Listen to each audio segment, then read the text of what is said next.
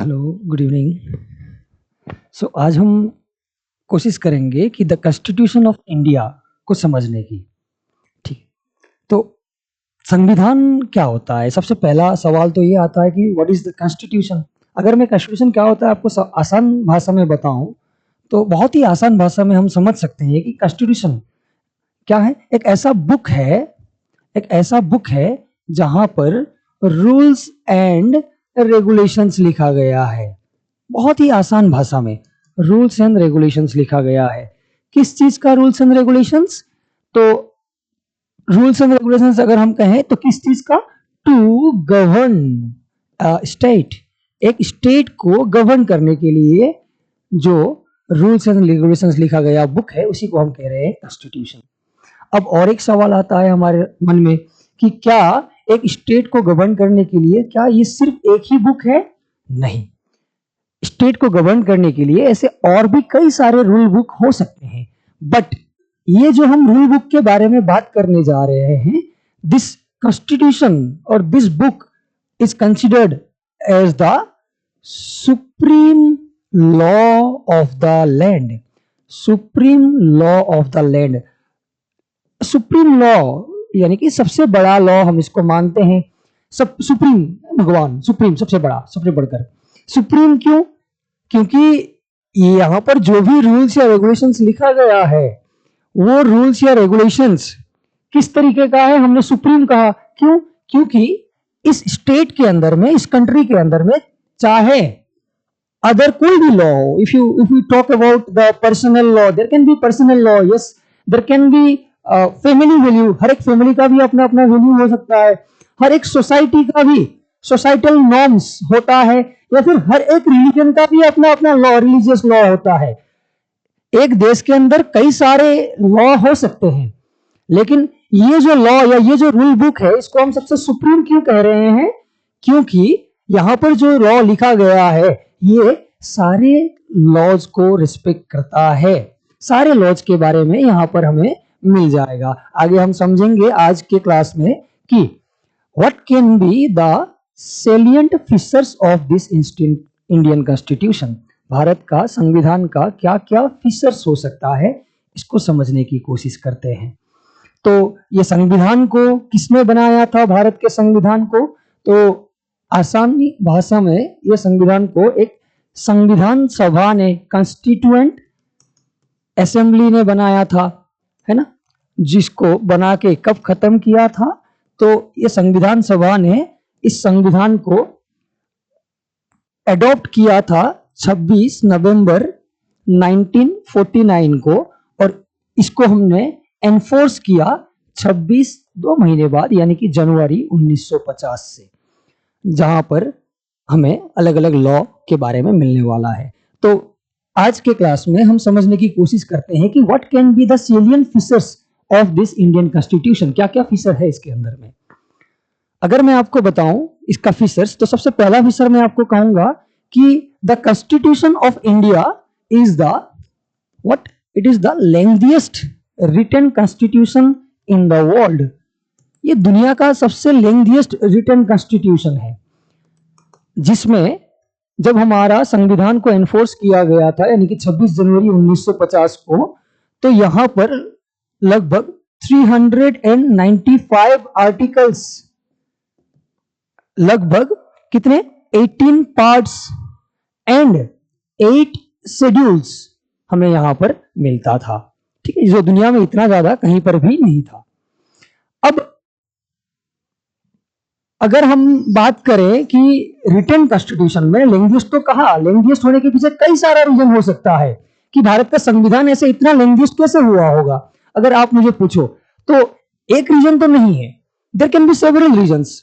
The reason can may be the geographical vastness of the country, कि हमारा देश का ज्योग्राफी इतना बड़ा है कि पूरा का पूरा ज्योग्राफी को कवर करने के लिए उसको लंबा बनाया गया होगा। कई सारे लोग ऐसे भी कहते हैं। कई सारे लोगों का कहना है कि अनलाइक द यूएसए, अमेरिका का जो संविधान है, अमेरिका के संविधान में आपको क्या मिलेगा कि सेंटर का अपना कॉन्स्टिट्यूशन होता है और हर एक स्टेट का अपना अपना कॉन्स्टिट्यूशन होता है। तो 50 स्टेट है तो 50 स्टेट के अपने अपने कॉन्स्टिट्यूशन है, तो वहां का कॉन्स्टिट्यूशन छोटा छोटा है। लेकिन यहां पर चाहे सेंटर के बारे में बात करें, यहाँ पर 28 स्टेट है, 8 यूनियन टेरिटरी है, एंड भारत में चाहे हर स्टेट या हर यूनियन टेरिटरी के लिए हम एक ही संविधान को फॉलो करते हैं, अनलाइक यूएसए। तो इसीलिए शायद ये लंबा हुआ होगा, ये भी कई लोगों का कहना है। कई लोगों का कहना ऐसा है कि भारत का संविधान का ज्यादातर प्रोविजन हमने कहां से लाया था, तो कई लोगों का कहना है कि भारत का संविधान का ज्यादातर प्रोविजन हमने गवर्नमेंट ऑफ इंडिया एक्ट 1935 से बोरो किया था, जो कि खुद ही एक बहुत बड़ा बल्कि डॉक्यूमेंट था। और ये बल्कि डॉक्यूमेंट से हमने बहुत सारे प्रोविजन को यहाँ के संविधान में डाला है। तो वो मोटा किताब से हमने यहाँ पर लाया है बहुत सारे प्रोविजन, तो ये संविधान भी बहुत मोटा हो गया होगा। अलग अलग रीजन हो सकता है कि भारत का संविधान लेंथीएस्ट हुआ है, बट द फैक्ट इज कि the constitution of India is the lengthiest written constitution in the world. तो मैंने लेंथीएस्ट क्या है वहां पर चर्चा की। अब ये भी समझना है हमें कि रिटन कॉन्स्टिट्यूशन का मतलब क्या होता है, किसको हम रिटन कॉन्स्टिट्यूशन कहते हैं। तो इसका आसान डेफिनेशन में अगर आपको दूं तो रिटन कॉन्स्टिट्यूशन का मतलब वो संविधान, दुनिया का वो संविधान जिसको एक संविधान सभा ने यानी कि कॉन्स्टिट्यूएंट असेंबली ने बैठ के एक डेफिनिट टाइम के अंदर बनाया हो, डेफिनिट टाइम के अंदर बनाया हो, ना कि कोई एक व्यक्ति ने बनाया हुआ संविधान कि राजा ने कह दिया और लॉ बन गया, ऐसा नहीं। एक सभा, पूरे देश के मेंबर जहां पर रिप्रेजेंटेटिव थे, पूरे हर सेक्शन से जहां रिप्रेजेंटेटिव थे, और वो लोगों ने एक साथ मिलकर एक डेफिनिट समय के अंदर बनाया गया संविधान। और यू कैन ऑल्सो से ऐसा संविधान जिसको अगर हमें चेंज करना हो या फिर एमेंड करना हो तो एमेंड कर सकते हैं, हाँ कर सकते हैं, लेकिन एमेंड करने का जो प्रोसेस होता है, एमेंड करने का जो प्रोसेस होता है वो अगर काफी टफ होता है तो उसको हम कहते हैं क्या, रिटन कॉन्स्टिट्यूशन। तो देखिए संविधान को बदलना है, बदल सकते हैं, हाँ बदल सकते हैं, लेकिन बहुत आसानी से नहीं। जैसे कि राजा ने कह दिया लॉ बदल दो तो बदल जाएगा, वो बहुत इजी तरीका है, ऐसा नहीं। अगर हम ऐसा संविधान जिसको बदलने का जो प्रोसेस है वो काफी अगर टफ हो, स्पेशल मेजोरिटी की जरूरत पड़ती हो, ऐसा संविधान जिसको बदलने का प्रोसेस काफी टफ हो, तो उसको हम कहते हैं क्या, रिटन कॉन्स्टिट्यूशन। दुनिया का पहला रिटन कॉन्स्टिट्यूशन के बारे में अगर बात करें तो दुनिया का पहला रिटन कॉन्स्टिट्यूशन कहां का, यूएसए का कॉन्स्टिट्यूशन को दुनिया का पहला रिटन कॉन्स्टिट्यूशन माना जाता है। सिमिलरली अगर हम बात करें अनरिटन कॉन्स्टिट्यूशन के बारे में, तो ये क्या होता है अनरिटन कॉन्स्टिट्यूशन। तो अनरिटन कॉन्स्टिट्यूशन क्या, इसका बिल्कुल ऑपोजिट, इसका बिल्कुल ऑपोजिट, ऐसा संविधान जिसको संविधान सभा ने नहीं बनाया है बल्कि किसी एक दो व्यक्ति ने मिलकर बनाया होगा। राजा ने कहा तो नया लॉ बन गया, कुछ लोग ग्रुप ऑफ पीपल ने कहा तो लॉ बन गया। लॉ बदलने का प्रोसेस बहुत ही आसानी से बदल डालो, बदल गया, इजी हो। अगर इजीली अगर लॉ बदल जाता है तो उसको हम कहते हैं अनरिटन कॉन्स्टिट्यूशन, अनरिटन कॉन्स्टिट्यूशन। तो दुनिया का पहला अनरिटन कॉन्स्टिट्यूशन कौन सा है, तो it is the constitution of UK. तो पहला फीचर अगर मैं बात करूं भारत का संविधान का, तो भारत का संविधान का पहला फीचर में ही मैं आपको कहूंगा क्या, कि this constitution of India is the lengthiest written constitution in the world. और मैंने आपको लेंथीएस्ट क्या होता है, कैसे लेंथीएस्ट हुआ होगा, वहां पर भी दो चार चीजें बताई, और रिटन कॉन्स्टिट्यूशन का मतलब क्या होता है वो भी मैंने आपको बताया। I hope the first point is clear. अगर आप मुझे कहो दूसरा फीचर क्या है, तो दूसरा फीचर हम ऐसे कह सकते हैं कि भारत का संविधान जो है, ऐसा नहीं कि हमने ना एक ही सोर्स से लाके बनाया है। भारत के संविधान में जो अलग अलग प्रोविजन है, most of the provision of the Indian constitution are borrowed from various sources of the world. दुनिया के अलग अलग सोर्सेस से, दुनिया के अलग अलग देश के संविधान से हमने अलग अलग प्रोविजन को बोरो किया है और भारत के संविधान में डाला है ना। most of the provision are borrowed from the different constitutions of the world, borrowed from various parts of the world और various constitution of the world। जैसे कि अगर मैं कहूं ना, फंडामेंटल राइट्स का प्रोविजन हमने कहां से लाया था, यूएसए से लाया था ना। Directive principles of state policy यानी कि डीपीएससी का प्रोविजन हम लोगों ने आयरलैंड से लाया था। वैसे ही फंडामेंटल ड्यूटीज का प्रोविजन हमने यूएसएसआर से लाया था, है ना। इमरजेंसी प्रोविजन हमने वेइमार कॉन्स्टिट्यूशन से लाया, जर्मनी का कॉन्स्टिट्यूशन से लाया था। द वाइस प्रेसिडेंट का प्रोविजन हमने यूएसए से लाया था। अब अब कई सारे क्रिटिक्स जो है, क्रिटिक्स मतलब जो इसको क्रिटिसाइज करते हैं, वो क्रिटिक्स क्या कहते हैं कि ये जो संविधान है हमने दुनिया से बोरो किया और यहाँ डाल दिया। यानी कि कई सारे क्रिटिक्स इसको ना कॉपी पेस्ट भी कहते हैं, कॉपी किया और पेस्ट कर दिया, ऐसे भी कहते हैं, कॉपी पेस्ट कॉन्स्टिट्यूशन भी कहते हैं। लेकिन ये क्रिटिक्स का ऐसा कहना हम गलत करके, गलत है वो प्रूव कर देंगे, ये कॉपी पेस्ट नहीं है। वो मैं एग्जांपल के साथ आपको समझाता हूं कि कॉपी पेस्ट कैसे नहीं है। जैसे कि अभी मैंने आपको क्या कहा कि जो प्रोविजन ऑफ वाइस प्रेसिडेंट हमने कहां से लाया था, यूएसए यानी कि अमेरिका से लाया था, यूएसए से। वहां पर भी प्रेसिडेंट के बाद वाइस प्रेसिडेंट है, और इंडिया में भी प्रेसिडेंट के बाद वाइस प्रेसिडेंट है। वाइस प्रेसिडेंट का सिंपल सा काम क्या होता है, to act as a president in absence of president. यानी कि प्रेसिडेंट अगर अपना ड्यूटी डिस्चार्ज नहीं कर पा रहे हैं तो वाइस प्रेसिडेंट को अपना ड्यूटी डिस्चार्ज करना होता है। अब दोनों में प्रोविजन तो सेम है, लेकिन डिफरेंस कहां है वो देखते हैं एक बार जल्दी से। कि अमेरिका में भी प्रेसिडेंट, अगर मान के चलते हैं कि प्रेसिडेंट सपोज अगर मर गए ना, प्रेसिडेंट का डेथ हो गया, तो vice president have to act as a president. The similar provision is in India also कि अगर प्रेसिडेंट का बाई चांस किसी कारण से डेथ हो गया तो vice president have to act as a president. अब दोनों में डिफरेंस क्या है उसको समझते हैं। देखिए दोनों में डिफरेंस ये है कि वहां पर अगर किसी कारण से प्रेसिडेंट का डेथ हो गया और वाइस प्रेसिडेंट प्रेसिडेंट की तरह काम करने लगे तो ये वाइस प्रेसिडेंट ही नया प्रेसिडेंट बन जाएंगे। और यहाँ पर नया इलेक्शन होता है, न्यू इलेक्शन होगा।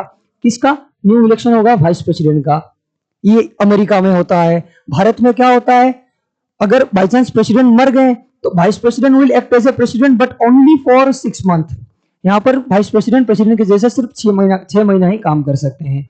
और इसी 6 महीने के अंदर में अगर प्रेसिडेंट का डेथ हुआ है तो यहाँ पर नया इलेक्शन होगा। किसका? यहाँ पर प्रेसिडेंट का। उधर किसका होता था नया इलेक्शन भी? तो वहां पर वाइस प्रेसिडेंट का किया जाता था। तो क्या ये कॉपी पेस्ट है? नहीं। हाँ, प्रोविजन को हमने कॉपी करके पेस्ट किया, लेकिन एग्जैक्टली सेम नहीं जैसा यहां पर है। एग्जैक्टली सेम नहीं जैसा यहां पर है। बिफोर पेस्टिंग और before implementing the provision in India, हमने भारत के सिचुएशंस या कंडीशंस को देखकर उसमें थोड़ा बहुत बदलाव करके हमने यहां पर इसको इंप्लीमेंट किया है प्रोविजंस को। तो ठीक है कि कोई जो लोग कहते हैं कि ये जो संविधान है, क्रिटिक्स जो कहते हैं कि ये जो संविधान है कॉपी पेस्ट है, मैं कहता हूं कि ये कॉपी पेस्ट नहीं है। I hope this is clear. And exam prospective से आपको ये ध्यान में रखना होगा, एग्जाम में बेसिकली सवाल पूछा जाता है कि इतना ज्यादा डीप फिलोसॉफिकली तो सवाल पूछेगा नहीं, लेकिन आपको ये जरूर पूछेगा कि कौन सा प्रोविजन कहां से लाया गया था। एंड आपको ये लिस्ट जो है आपको याद रखना पड़ेगा। अब अगर बात करें तीसरा प्रोविजन, या अगर हम बात करें तीसरा फीचर का, तो भारत का संविधान में हमें 2 सिस्टम दिखाई देता है।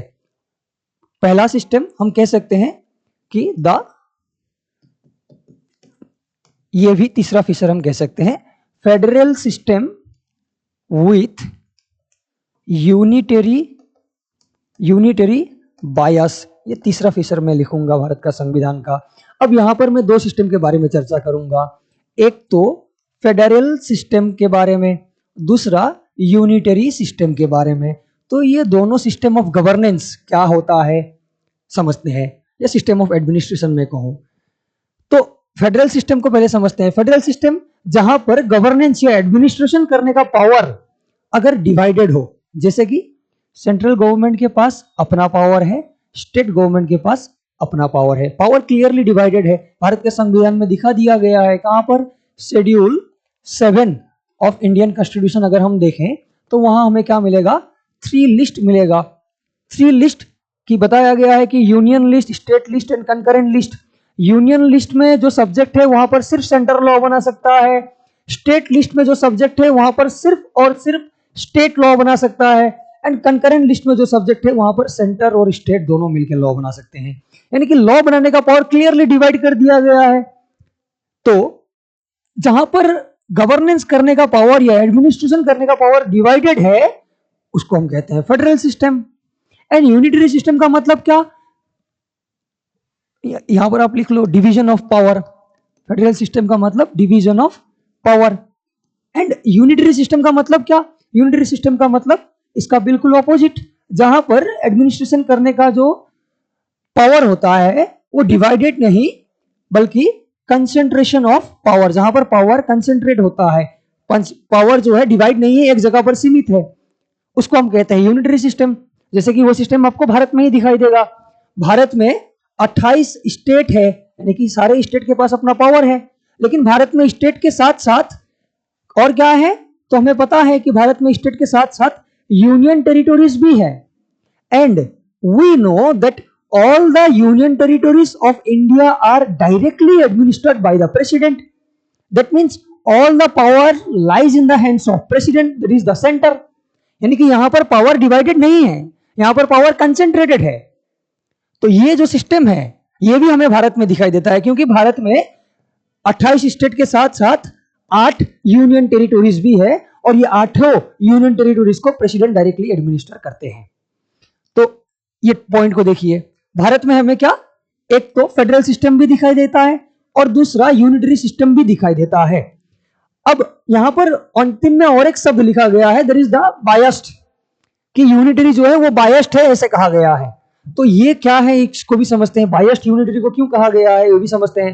देखिए, यस, भले ही हमें यहां पर फेडरल सिस्टम दिखाई देता है, लेकिन एक प्रोविजन आपने सुना होगा, एक provision that is known as the emergency provision, which is borrowed from the Constitution of Germany। Emergency provision, अगर किसी भी तरीके का इमरजेंसी सिचुएशन हो, जैसे कि कहीं वार हो गया, एक्सटर्नल एग्रेशन हो गया, आर्म्ड रेबिलियन हो गया, या फिर स्टेट के अंदर में ही जो डिस्टर्बेंसेस अगर दिखाई दे, या फिर कोई फाइनेंशियल इमरजेंसी या देश में पैसों की कमी, किसी भी तरीके का सिचुएशन, इमरजेंसी सिचुएशन अगर आए, पावर डिवाइडेड होने पर भी ये प्रेसिडेंट के हाथ में पावर छोड़ दिया गया है कि president can impose 3 different kinds of emergency in the state.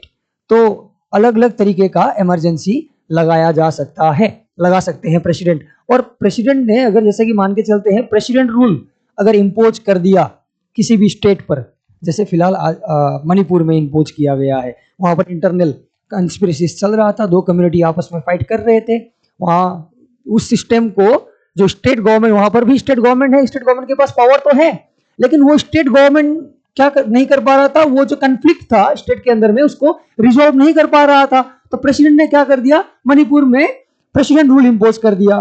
तो प्रेसिडेंट रूल इंपोज कर दिया यानी कि स्टेट के पास जितना पावर था वो सारा का सारा पावर सेंटर खींच लिया।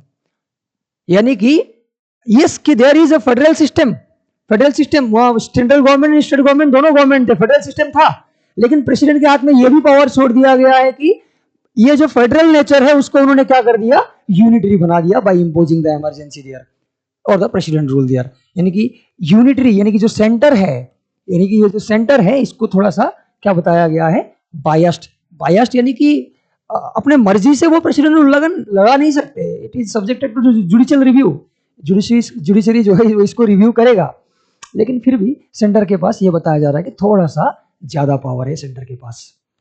तो हमने तीसरा पॉइंट में मैंने आपको बताया कि, और एक फीचर मैंने आपको बताया कि क्या, कि भारत का संविधान किस तरीके का है। हमने कहा कि यहाँ पर दोनों सिस्टम दिखाई देता है एडमिनिस्ट्रेशन करने का, एक तो फेडरल सिस्टम भी और दूसरा यूनिटरी सिस्टम भी हमें यहाँ पर दिखाई देगा। अब मैं और एक फीचर के बारे में बात करूं, 3 फीचर मैंने बताया अभी आपको, अगर मैं आपको चौथा फीचर बताऊं भारत के संविधान का, तो यह किस तरीके का होता है। देखिए, it is the partly, Bharat का संविधान पार्टली क्या है, रिजिड है, and it is partly flexible भी है। इसका मतलब क्या होता है, अब रिजिड और फ्लेक्सिबल ये दोनों को समझने की कोशिश करते हैं। देखिए, मैंने आपको थोड़ी देर पहले ये बताया था कि रिटन कॉन्स्टिट्यूशन का मतलब क्या होता है, मैंने बताया था, याद कीजिए, मैंने बताया था कि रिटन कॉन्स्टिट्यूशन का मतलब क्या, एक ऐसा संविधान जिसको अगर हमें बदलना है, चेंज करना है या अमेंड करना है, तो अमेंड करने का प्रोसेस काफी टफ होता है। इतना याद होगा आपको, थोड़ी देर पहले मैंने बताया था। अब इसको देखते हैं, चौथा पॉइंट को देखिए कि हमने ये समझा कि भारत के संविधान को अगर हमें बदलना है, तो संविधान को अगर हमें चेंज करना है, तो चेंज करने का प्रोसेस जो होता है क्या है, ये काफी टफ है। अब ऐसा नहीं कि पूरा का पूरा संविधान को ही बदलना टफ हो, समझ लीजिए, ऐसा नहीं कि पूरा का पूरा संविधान को ही बदलना टफ हो। ये संविधान में कुछ प्रोविजन तो ऐसे भी हैं जिसको हम आसानी से बदल सकते हैं। आसानी से बदलना यानी कि that can be amended or changed with a simple majority। तो संविधान का वो सारा प्रोविजन जिसको हम आसानी से बदल सकते हैं उसको कहा गया क्या? Flexible provisions. एंड संविधान में तो पहले ही हमने देखा कि बहुत सारे प्रोविजन ऐसे हैं जिसको बदलना काफी मुश्किल है, that need a special majority here. तो जिस प्रोविजन को बदलना टफ है उसको कहा गया रिजिड, और जिस प्रोविजन को बदलना आसान है उसको कहा गया फ्लेक्सिबल। यानी कि भारत का संविधान कैसा है, हमें दोनों चीजें दिखाई देती है। एक तो कुछ प्रोविजन ऐसे भी हैं जिसको हम आसानी से बदल सकते हैं, दैट इज पार्टली फ्लेक्सिबल, और कुछ प्रोविजन ऐसे भी हैं जिसको हम बदलना काफी मुश्किल होता है, जिसको हमने कहा क्या? Rigid provision. तो देखिए हम क्या देख रहे थे, हम देख रहे थे फीचर्स, कैसा है भारत का संविधान, किस तरीके का है भारत का संविधान, ये देखने की कोशिश कर रहे थे। और मैंने आपको अभी तक 4 फीचर्स बताया है। अगर हम बात करें 5वां फीचर के बारे में, तो हमें भारत में किस तरीके का सिस्टम दिखाई देगा? हमें भारत में पार्लियामेंट्री फॉर्म ऑफ गवर्नमेंट दिखाई देता है। अब इसको भी समझने की कोशिश करते हैं कि पार्लियामेंट्री फॉर्म ऑफ गवर्नमेंट का मतलब क्या होता है। तो पार्लियामेंट्री फॉर्म ऑफ गवर्नमेंट का मतलब, देखिए दुनिया में सरकार कैसे बनता होगा, तो आपको पता होगा ना, कई सारे कंट्री ऐसे हैं जहां पर राजा का बेटा ही राजा बनता है, जिसको हम क्या कहते हैं? Simply monarchical form of government. Monarchy जो टॉप पोजीशन रहता है वो हायरार्किकल रहता है।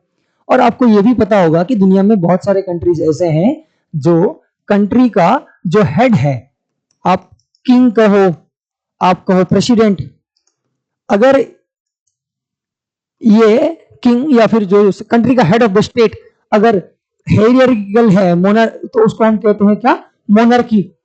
अगर ये जो प्रेसिडेंट है, कौन होगा प्रेसिडेंट? पहले होगा इलेक्शन, जो इलेक्शन में जीतेगा वही बनेगा प्रेसिडेंट। अगर प्रेसिडेंट इलेक्टेड होता है तो वो कंट्री को हम क्या कहते हैं? सिंपली रिपब्लिक कहते हैं। रिपब्लिक का मतलब क्या? रिपब्लिक का मतलब ऐसा देश जिस देश का हेड ऑफ द स्टेट अगर इलेक्टेड होता है तो उसको हम रिपब्लिक कहते हैं। अब समझते हैं, देखिए एक फॉर्म ऑफ गवर्नमेंट जिसको हम कहते हैं basically democratic form of government. इसका मतलब क्या होता है समझते हैं। What is democracy? What is democratic? Democratic in simple आसान भाषा में मैं अगर डेमोक्रेसी को समझाने की कोशिश करूं तो what is democracy? Democracy means democratic form of government. That means एक ऐसा सरकार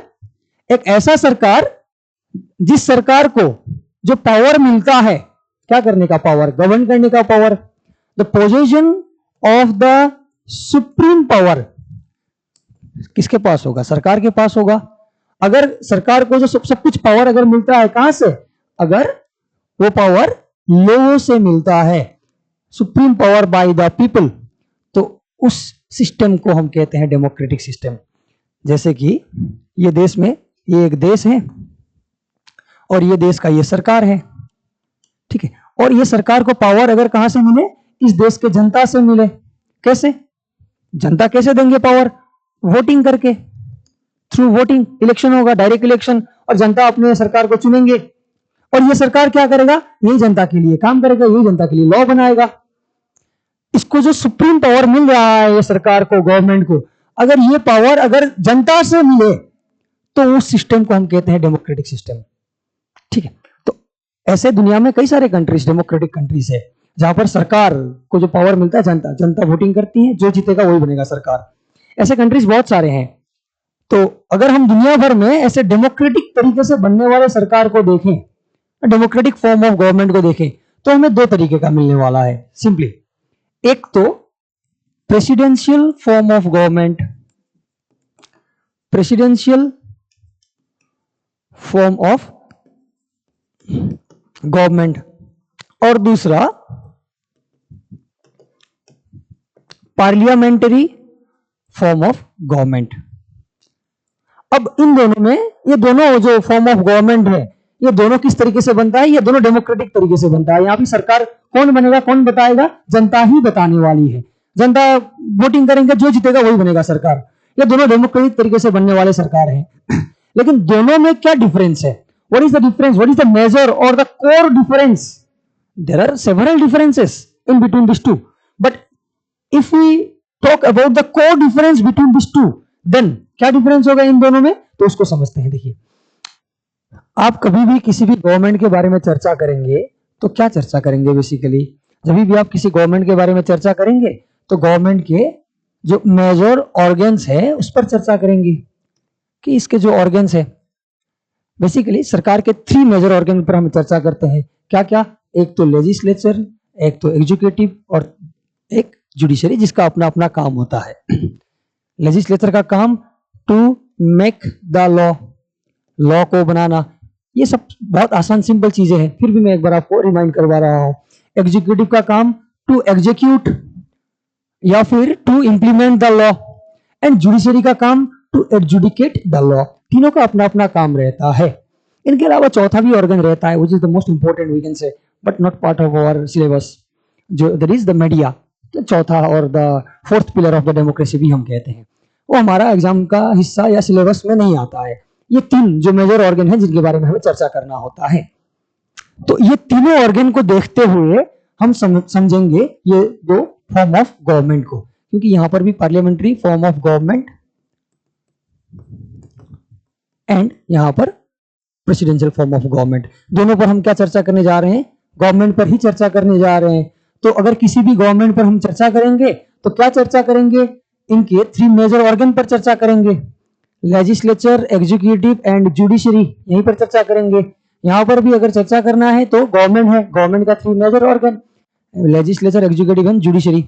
अब क्या डिफरेंस है दोनों में अगर मैं कहूं तो बहुत ही आसान भाषा में देखिए कि ये कोर डिफरेंस है। इसके अलावा बाकी कई सारे डिफरेंसेस तो हो सकते हैं, लेकिन कोर डिफरेंस क्या है कि in the presidential form of government क्या होता है प्रेसिडेंशियल सिस्टम में, कि ये जो ऑर्गन है जिसका अपना अपना काम होता है, लेजिस्लेचर, एग्जीक्यूटिव, जुडिशरी, ये तीनों प्रेसिडेंशियल सिस्टम में तीनों सेपरेटली काम करते हैं। We can say there is strict separation between the organs of government. Legislature अलग से अपना काम करेगा, एग्जीक्यूटिव अलग है, लोग ही अलग है, जुडिशरी पूरा अलग है। तो तीनों अपना अपना काम अलग अलग तरीके से करते हैं in the presidential system. But if we talk about the parliamentary system, तो पार्लियामेंट्री सिस्टम में होता क्या है कि पार्लियामेंट्री सिस्टम में जो सरकार के जो 3 ऑर्गन है, इनमें से ओनली जो जुडिशरी है वो अलग रहता है, बाकी ये जो 2 ऑर्गन होता है ये दोनों मिलके काम कर रहे होते हैं। कौन कौन? लेजिस्लेचर एंड एग्जीक्यूटिव जो है वो कोऑपरेशन एंड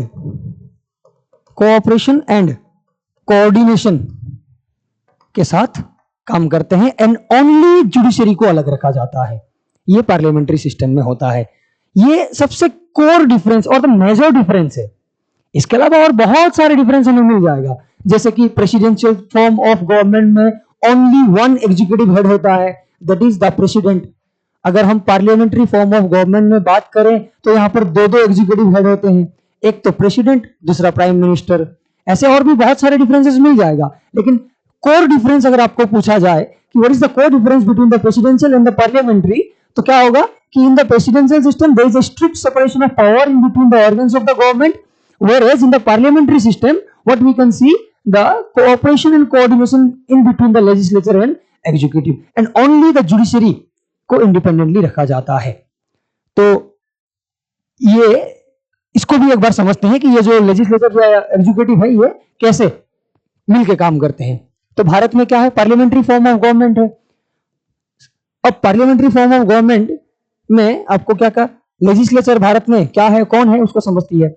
समझिए, लेजिस्लेचर जिसका काम है लॉ बनाना, तो सेंट्रल लेवल का जो लेजिस्लेचर होता है उसको हम क्या कहते हैं? पार्लियामेंट कहते हैं। पता होगा आपको, जिसका काम होता है क्या? लॉ को बनाना। अब पार्लियामेंट क्या है? तो संविधान में लिखा गया है किसको हम पार्लियामेंट कहते हैं, आर्टिकल 79 कहता है पार्लियामेंट का मतलब क्या, अपर हाउस यानी कि राज्यसभा, लोअर हाउस यानी कि लोकसभा और प्रेसिडेंट, ये तीनों को मिलाकर हम कहते हैं पार्लियामेंट। ठीक है, जिनका काम क्या है, लॉ बनाना।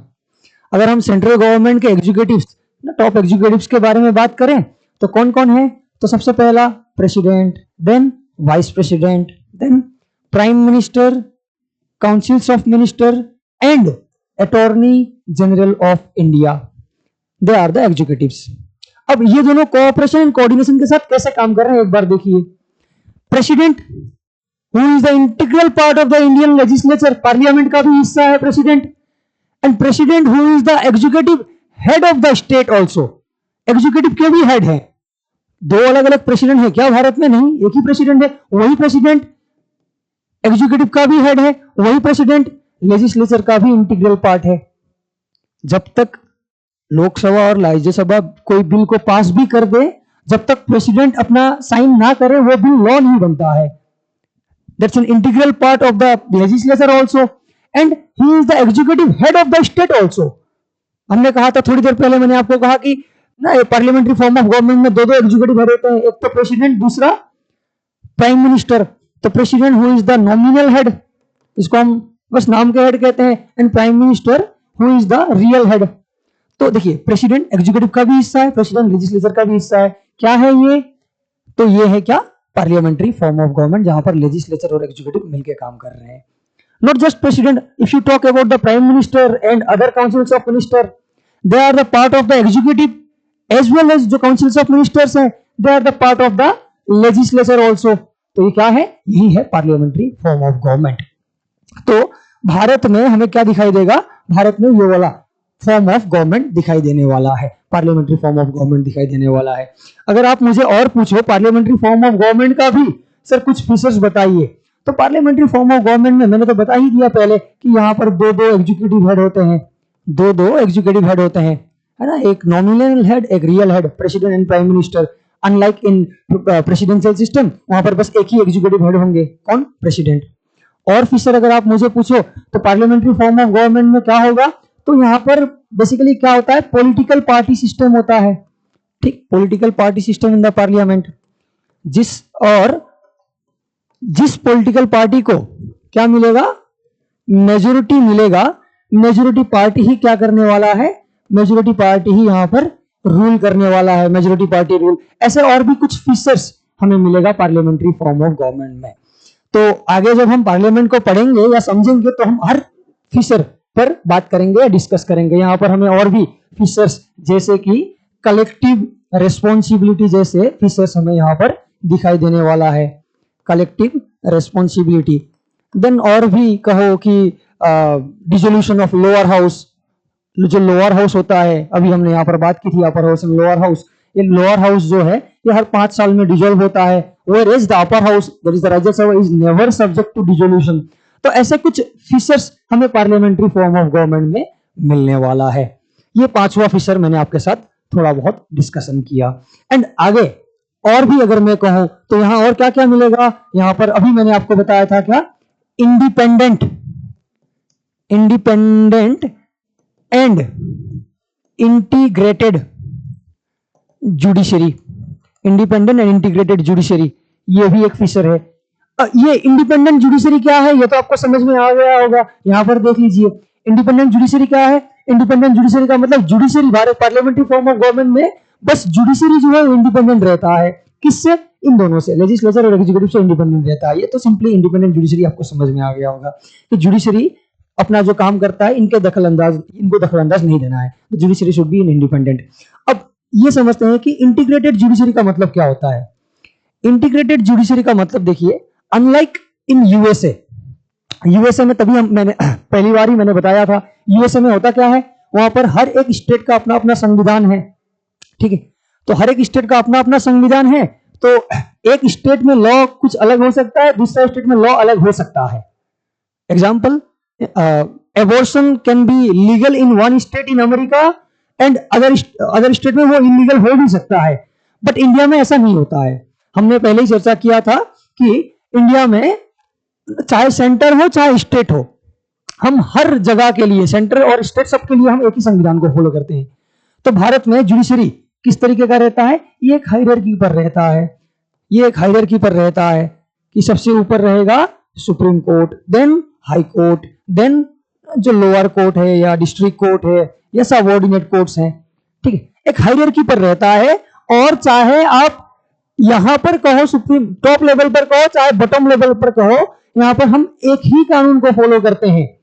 अगर असम के अंदर अगर एबॉर्शन इलीगल है तो वो तमिलनाडु, कर्नाटका, हर कोई स्टेट में वो इलीगल हो जाएगा। अमेरिका का जैसा नहीं है।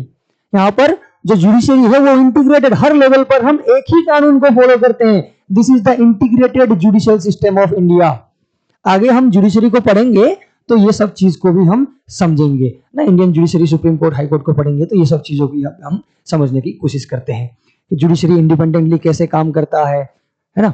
जुडिशरी में जब अपॉइंटमेंट किया जाता है तो उसको अपने मर्जी से हम नहीं हटा सकते हैं। वो इंडिपेंडेंट जुडिशरी हम देखेंगे, चर्चा करेंगे। अगर किसी जज को अगर रिमूव करना होता है, रिसेंटली मैटर सामने भी आया था, आपको आपने न्यूज में देखा होगा कि जज को रिमूव करना है तो कैसे रिमूव कर सकते हैं। रिमूव करने का ग्राउंड जो है संविधान में लिख के दे दिया गया है, एंड जजेस can be removed only on that ground that is mentioned in the constitution. कोई अपनी मर्जी से जज को नहीं हटा सकता है। तो this is the independent judiciary. Judiciary को इंडिपेंडेंटली काम करने के लिए कैसे करेगा ये इंडिपेंडेंटली काम, ये संविधान में मेंशन करके दिया है। आगे हम जब जुडिशरी पर चर्चा करेंगे तो ये सारी चीजों पर भी हम चर्चा करेंगे। और ऐसे बहुत सारे और भी फीचर आपको दिखाई देगा, जैसे भारत के संविधान में इन शॉर्ट मैं कहूं फंडामेंटल राइट्स मिलेगा आपको भारत के संविधान में। कहां पर? Part 3 of the Indian constitution में, फ्रॉम आर्टिकल 12 to 35, जहां पर 6 अलग अलग मौलिक अधिकार, हर नागरिक को ये अधिकार मिलना चाहिए। 6 अधिकार के बारे में बात किया जा रहा है, जैसे कि right to equality, right to freedom, right against exploitation, right to freedom of religion, cultural and educational rights and the constitutional remedies. ये 6 अलग अलग फंडामेंटल राइट्स के बारे में हमें पार्ट 3 में मिलेगा। आगे हम पढ़ेंगे तो ये सब पर चर्चा करेंगे हर एक राइट पर, है ना। और फीचर में कहूं तो यहाँ पर हमें क्या मिलेगा? DPSP, directive principles of state policy, जो भारत के संविधान में हमें पार्ट 4 में मिलने वाला है, फ्रॉम आर्टिकल 36 to 51। तो डीपीएसपी क्या है? जैसे यहाँ पर हर व्यक्ति का अधिकार के बारे में बात किया जा रहा है कि हर व्यक्ति को इतना अधिकार मिलेगा, ठीक उसी तरीके से यहाँ पर डीपीएसपी में संविधान जो है वो स्टेट को बता रहा होता है कि स्टेट जब भी पॉलिसी फॉर्मुलेट कर रहा होता है, कोई लॉ बना रहा होता है, तो संविधान ने स्टेट को कुछ डायरेक्टिव्स दिया है। यू कैन से डायरेक्टिव और रिकमेंडेशन और सजेशंस दे रहा है कॉन्स्टिट्यूशन किसको?